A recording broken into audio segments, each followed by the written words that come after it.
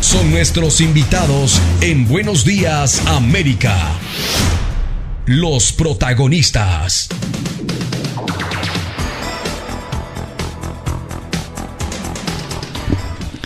Son ya las 7 de la mañana con 2 minutos en todo el Ecuador continental, 1 hora menos en la región insular. A esta hora de la mañana, amigos y amigas oyentes, compartimos nuestra entrevista con ustedes con el doctor Mauricio Alarcón, analista de temas políticos, consultor. La más cordial bienvenida. Mauricio, gracias por aceptar esta invitación. Buenos días. Muchísimas gracias, Jorge, Ramiro. Siempre un gusto estar acá con ustedes. Lo hemos invitado, Mauricio, para analizar sobre todo algo en particular que muchos sectores y personajes promovieron en este proceso de elecciones que se registró este 24 de marzo en todo el país.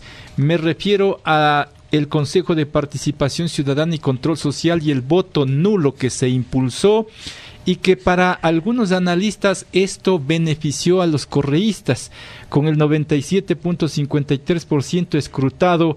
Blancos y nulos alcanzan el 47% de la votación, exclusivamente para el Consejo de Participación Ciudadana y Control Social. ¿Qué significa esto? ¿Cuál es la primera lectura, Mauricio? Bueno, efectivamente ya hay un 97% escrutado. De las 3 papeletas hay que diferenciar, es hombres, mujeres y minorías. Ya hay resultados que incluso nos dejan ver cómo quedará conformado el Consejo de Participación Ciudadana. Y efectivamente se arroja que 1 de cada 4 ecuatorianos anuló su voto. Es un porcentaje cercano al 24%. En el caso del voto blanco es un porcentaje cercano al 23%. Como bien dice el Código de la Democracia, y quizá este es el punto de partida, tanto votos nulos como votos blancos son votos considerados no válidos. Uh-huh.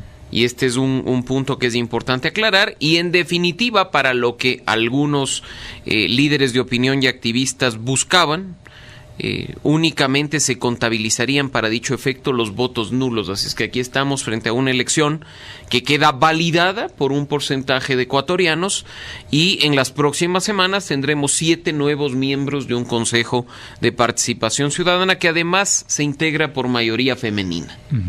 Ahora, Mauricio, como dije en principio, esta campaña del voto nulo, como que se equivocaron aquellos que lo impulsaron, porque como que benefició a los correístas. Bueno, no me quedó en lo personal claridad, porque encontré varias opiniones sobre el voto nulo. Uh-huh. El voto nulo siempre es un voto de rechazo cuando el ecuatoriano, el votante, no se siente representado por los candidatos, y es un voto totalmente legítimo. Ese quizá es el punto de partida. Ahora bien, había promotores del voto nulo que equivocadamente afirmaban que se buscaba la eliminación del Consejo de Participación Ciudadana, si así ganaba de sobre manera los válidos, directa, ¿no? Lo cual es imposible porque el voto nulo no elimina nada. Había otros que en cambio decían se busca dar un mensaje político a las autoridades para dar paso a la reforma de la Constitución, y bien sea la eliminación o a la disminución de atribuciones del Consejo de Participación Ciudadana, y otros que simplemente decían el voto nulo es porque no conozco a los candidatos. Son 43 candidatos, no sé ni siquiera quiénes están, y pues no siento representación o posibilidad de representación por ninguno de ellos. En la práctica, había el temor de que al anular el voto, las personas que buscaban pensar su decisión abrían camino para el ingreso de los candidatos que fueron aupados por el expresidente Rafael Correa. En la práctica vemos que de esa famosa polla electoral que fue distribuida incluso con nombres y fotografías, únicamente estarían ingresando 2 candidatos.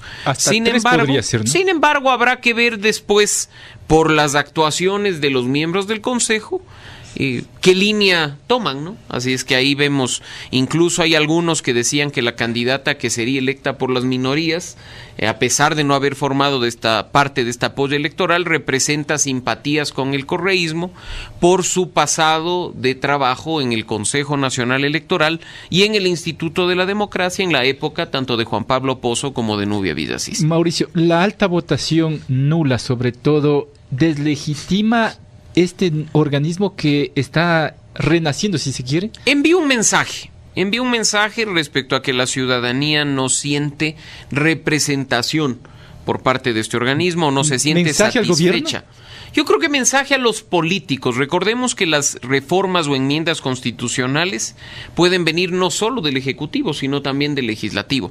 Y creo que también posicionó un mensaje en la ciudadanía sobre la importancia de debatir el futuro de las instituciones en este país. Entonces, creo que el mensaje está dado. Los resultados, como algunos anticipábamos, es que nos guste o no, vamos a tener un Consejo de Participación Ciudadana que puede estar en funciones una semana, un mes, un año o todos los años que manda la Constitución, hasta que nuevamente puedan ser electos por democracia directa, por elección de voto popular. Porque se manejan las posibilidades de eliminarlo a través de algún mecanismo o también restarle funciones, ¿no? Así, efectivamente, y son dos escenarios distintos, y eso hay que aclararle también a la ciudadanía, porque parte del debate es distinguir entre lo que significaría quitarle la atribución de designación de autoridades, para lo cual el mecanismo de cambio en la Constitución es uno, o en su defecto buscar la eliminación de la Constitución de esta institución, para lo cual sería un mecanismo distinto. En lo personal, y esto lo he venido repitiendo en los últimos días, no considero que el Consejo de Participación Ciudadana sea de aquellos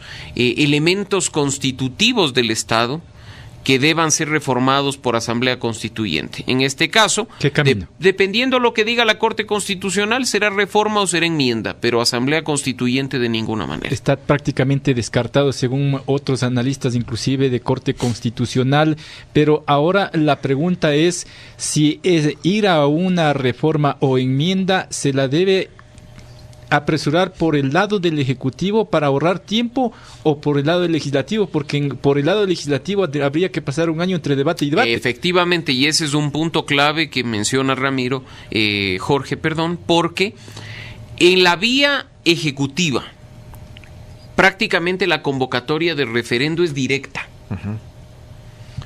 Si bien hay un dictamen previo de la Corte Constitucional, es un dictamen que debería ser emitido en días. Pero hay una convocatoria directa.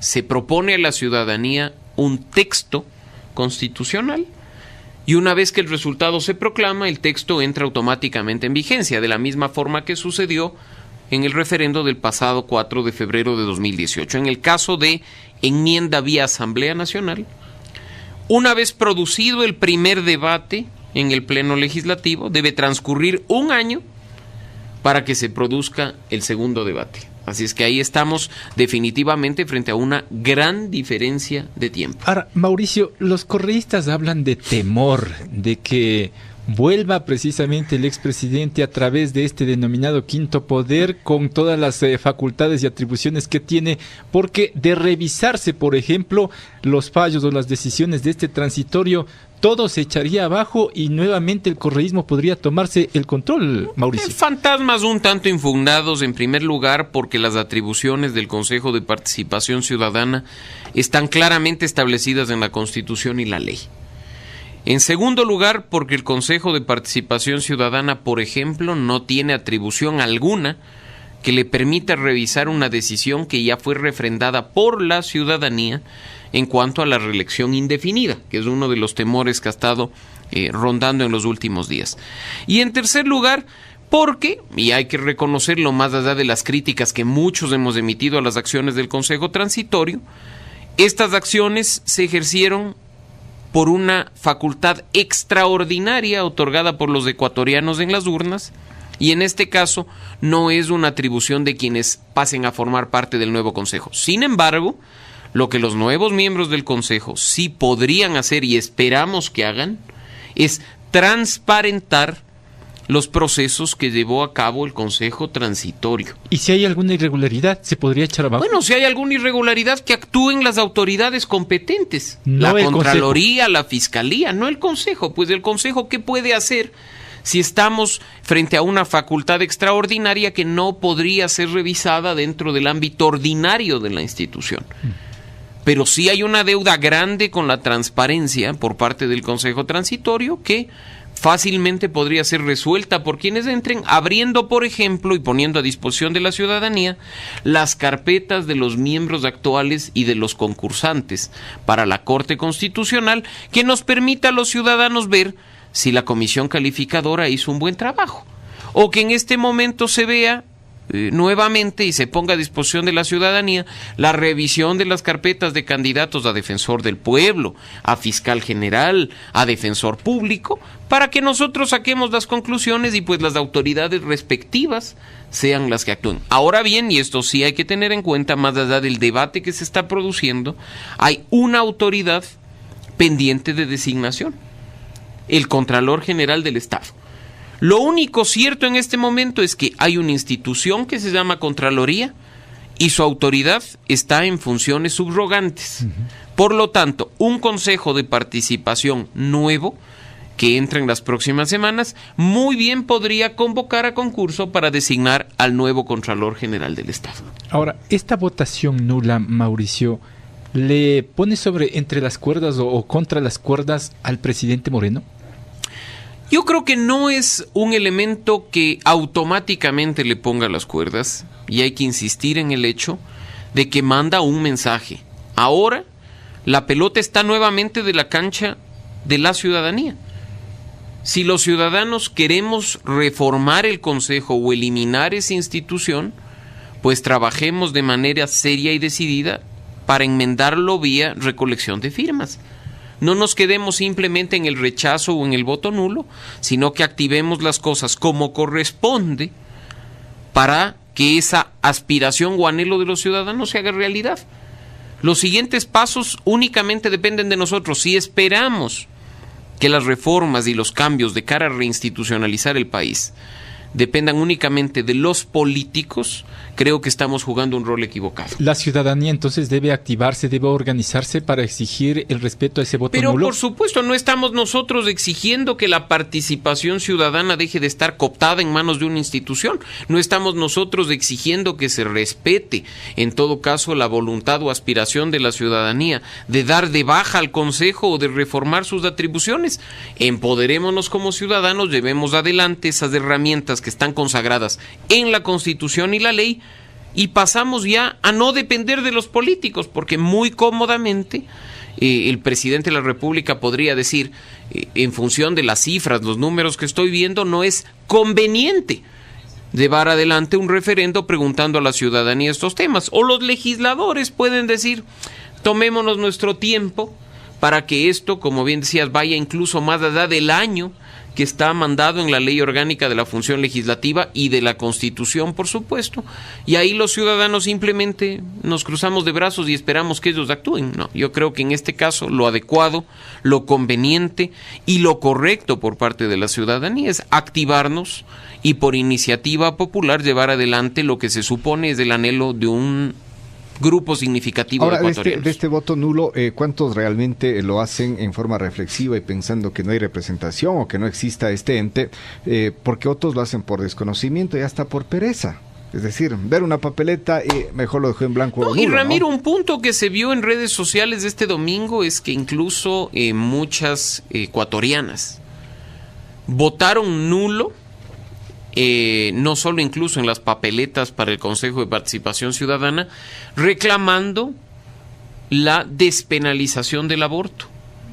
Ponían mensajes de aborto legal ya, con color verde, que es el color representativo. Entonces, incluso no se sabe cuántos de esos votos, más allá de expresar un rechazo o no al Consejo de Participación, buscan canalizar mensajes de otro tipo a las autoridades. Así es que no podemos de este rato decir de ese 24% de voto nulo, el 50% es de expresión legítima de rechazo. No, simplemente estamos frente a cifras de que 1 de cada 4 ecuatorianos votó nulo en la elección del Consejo de Participación Ciudadana. Y parece ser que el mensaje canalizado durante las últimas semanas caló también en el voto nulo para el resto de autoridades. A nivel nacional. Porque claro, vemos los porcentajes que hay, con los que ganan es bajísimo. Y ahí vemos además que hay un porcentaje nulo significativo en la elección de prefecto, hay un porcentaje nulo significativo en la elección de alcalde, Entonces ahí vemos que quizá entonces hay que analizar de la manera correcta este mensaje, que puede no ser necesariamente un mensaje de rechazo a la institución, sino un mensaje de rechazo a los políticos. Y a las organizaciones políticas. Cifras de elección de alcalde de Quito. En primer lugar, el ausentismo. O sea, nombrémosle alcalde de Quito al ausentismo. Y con esa cifra de 22% es la más baja de la historia prácticamente desde Maguad. Que fácilmente se ha superado el 60%. ¿No? En las últimas elecciones vimos una cifra cercana al 60%. Pero no había tantos candidatos también. Por supuesto. Pero vemos en este caso que en primer lugar, en la elección para alcalde de Quito, está el ausentismo. Y después de los 4 candidatos punteros, aparece el voto nulo. O sea, un voto nulo cercano al 12%, cuando tenemos candidatos a la alcaldía que a duras penas llegan al 0.5% de la votación. Creo que es un mensaje, además, para que empecemos a debatir de manera seria reforma electoral y reforma política para Ecuador. No solo se trata de decir han proliferado los candidatos, no solo se trata de decir han proliferado las organizaciones políticas, sino ya de empezar a plantear soluciones. Porque recordemos, y este es un mensaje que venimos repitiendo en las últimas semanas, por lo menos la campaña en medios de comunicación, televisión, radio, prensa escrita y vallas, de los 81,000 candidatos que se presentaron para este proceso electoral, la pagamos nosotros de nuestro bolsillo. No es dinero del Estado que se den los árboles, sino que son 35 millones de dólares aproximadamente que han salido del bolsillo de los ecuatorianos. Así es que hay que plantearnos un debate serio sobre la reforma electoral. Ya no es solo el método de asignación de escaños, ya no es solo el tema de cuántas organizaciones políticas existen, sino que tenemos que plantearnos reformas sobre la transparencia de las organizaciones políticas, quién financia las campañas y cómo se gasta en las campañas electorales. Tenemos que plantearnos un debate serio sobre el fondo de promoción electoral, estas famosas franjas publicitarias, y tenemos que plantearnos también un debate serio, ahí sí, sobre método de asignación de escaños y otras formas de lograr una representación real y efectiva de la ciudadanía a través de los sujetos políticos. Mauricio, a propósito de la votación general para todas las dignidades, ¿el gran ganador viene a ser el movimiento Compromiso Social representado por los correístas? Creo que hay 2 grandes ganadores en este proceso electoral, porque hay que ver que las cifras no mienten, y creo que en 2 posiciones diferentes. El gran ganador es el Partido Social Cristiano, indiscutiblemente. 9 prefecturas, ¿no? 8 seguras, dicen que hay una 9ª ahí en disputa, y se habla de más de 50 alcaldías.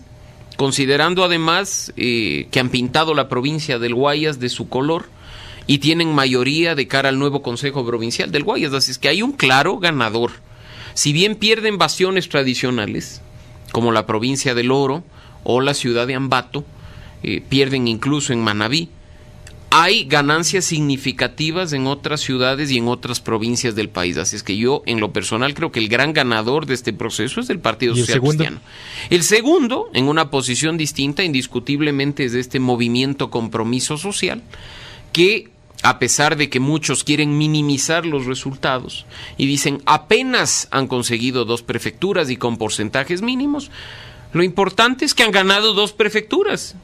Cuando se pensaba que no alcanzarían absolutamente y de nada. 2 de las 3 provincias más grandes del país. Y cuando se analiza de manera ya más específica los resultados electorales, veremos que van a tener presencia con toda seguridad en muchos consejos cantonales, Quito, como pasa en Quito, que tienen el primer bloque de concejales, 9 de 21, fijos 9 de 21. Tienen presencia en el Consejo de Cuenca, tienen presencia en otros consejos. Habrá que ver si ganan alcaldías. Eso está en verse con los resultados, pero indiscutiblemente son ganadores. Cuando estaban peleando por tener una organización política que les auspicie, ahora resulta que están celebrando triunfos. Entonces son ganadores indiscutibles. Y los grandes perdedores, del otro lado, el movimiento de gobierno, Alianza País, que prácticamente desaparece del mapa electoral. Eso marcará tendencia también para las próximas elecciones, ¿no? Por supuesto, en las ciudades grandes hay una desaparición completa del movimiento Alianza País.